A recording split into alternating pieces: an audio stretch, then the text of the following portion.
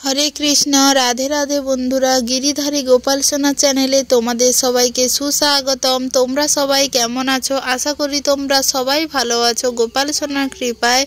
और तोमादेर गोपाल सोनाओ अनेक अनेक भालो आछे।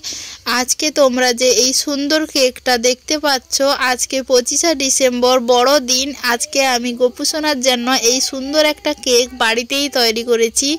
किभाबे तैरी करलाम तोमराई अवश्यई देखो। खूबई कम खरचे এই কেকটা তোমরা বাড়িতেই বানিয়ে ফেলতে পারবে। সব সময় এই কেক বানানোর জন্য একটা কাপ দরকার, যে কাপটার সমস্ত কিছু মেপে মেপে তোমাদেরকে নিতে হবে। আমি এখানে নিয়েছি 1 কাপ চিনি আর হাফ কাপ হচ্ছে তোমার তেল। এটা হচ্ছে সাদা তেল বা রিফাইন্ড অয়েল বা সূর্যমুখী তেল, তোমরা যাই ইউজ করো না কেন হাফ কাপ তোমার তেল লেগেছে। চিনি আর তেলটাকে আমি ভালো করে মিশিয়ে নিয়েছি। যখন তেল আর চিনিটা ভালো করে মিশানো হয়ে যাবে তখন তোমরা এতে দিয়ে দেবে 1.5 কাপের একটু বেশি পরিমাণ ময়দা। আর এখানে আমি 1 কাপ দুধ নিয়েছি। 1 কাপ দুধটা নিয়ে ভালো করে মাখিয়ে নেব। অল্প অল্প করেই দিতে হবে, কারণ ব্যাটারটা অনেক পাতলাও হয়ে যেতে পারে, তাই পরিমাণ মতো দিতে হবে। আমার কিন্তু এখানে পুরো 1 কাপ দুধই শেষ হয়ে গেছে। তা বাদেও আমি আর একটু 4 চামচ মতো, চা চামচের 4 চামচ মতো এক্সট্রা দুধ কিন্তু লেগেছে আমার। এইটাকে হচ্ছে ভালো করে হচ্ছে ব্যাটারটাকে ফেটাতে হবে। আর এতে দিয়েছি হচ্ছে একটা ইনোর প্যাকেট আর দিয়েছি খাবার সোডা।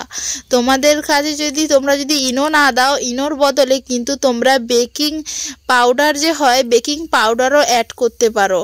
আমার কাছে বেকিং পাউডার ছিল না, তাই জন্য আমি এর বদলে দিয়েছি ইনো। আর দিলাম এতে হচ্ছে ভ্যানিলা। এটা তোমরা যে কোনো মুদিখানার দোকানেই আসলে পেয়ে যাবে। ভালো করে ফেটিয়ে ব্যাটারটাকে স্মুথলি তৈরি করে ফেলেছি। এরপরে হচ্ছে কেকের একটা টিন জোগাড় করেছি। সেই টিনে হচ্ছে বাটার পেপার দিয়ে হচ্ছে তেলটা দিয়ে বাটার পেপারটা লাগিয়ে দিয়েছি। ব্যাটারটা কেমন হয়েছে অবশ্যই দেখতে পাচ্ছ তোমরা। যদি তোমরা বাটার পেপার না পাও তোমরা কিন্তু এই যে বই খাতার কাগজ হয় না, সেই কাগজও তেলের ওপরে দিয়ে দিতে পারো। ব্যাটারটা খুব ভালো করে ঝাঁকিয়ে নিয়েছি।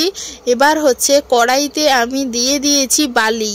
তোমাদের ঘরে যদি লবণ থাকে লবণও দিতে পারো। লবণ কড়াইতে দিয়ে গরম করে একটা স্ট্যান্ড বসিয়ে দিতে হবে।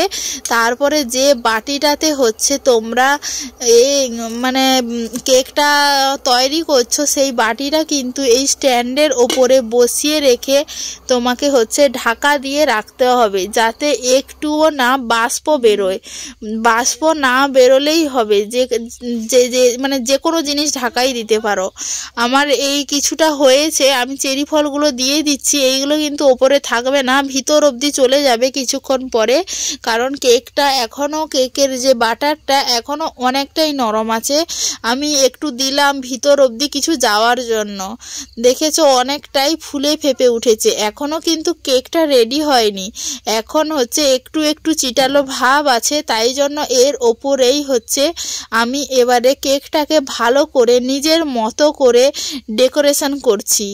চেরি ফল, অ্যালমন্ড বাদাম আর হচ্ছে তোমার কাজু বাদাম আর হচ্ছে কিশমিশ, এই কয়েকটা ড্রাই ফ্রুট দিয়েই আমি কেকটাকে নিজের ইচ্ছে মতো সুন্দর করে সাজিয়ে নিচ্ছি।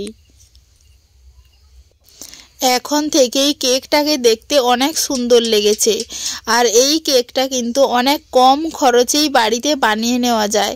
এই রকম কেক বাজার থেকে কিনতে গেলে দাম কিন্তু অনেকটাই বেশি নেয়। তার থেকেও বড় কথা হচ্ছে যারা আমাদের মতো নিরামিষ খায় তারা তো বাজার থেকে কেক কিনে খেতে পারে না। তাদের জন্য এই সুন্দর রেসিপিটা, তারা কিন্তু বাড়িতে এই রকম খুব সহজেই নিরামিষ কেক বানিয়ে ভগবানকে অফার করতে পারে। কেকটা খুব সুন্দরভাবে বেরিয়ে এসেছে। বাটার পেপারটা খুলে বাদ দিয়ে দিচ্ছি আর কেকটাকে নিয়ে এবার বের করে, আর কতটা স্পঞ্জি হয়েছে দেখতে পাচ্ছ। কেকটা কিন্তু খুবই স্পঞ্জি হয়েছে, আর কোথাও কিন্তু কেকটা পুড়েও যায়নি, নিচেও নয় সাইডেও নয়, কোনো জায়গায় পুড়ে যায়নি। তা বাদেও কেকটার কালার কিন্তু এসেছে দারুণ। এবারে হচ্ছে এই কেকটা আমি গোপু সোনাকে ভোগ লাগাবো আর বাড়ির সবাই হচ্ছে প্রসাদ পাবো। আজকের এই সুন্দর নিরামিষ কেক কেমন লাগলো অবশ্যই কমেন্ট করে জানিও। হরে কৃষ্ণ।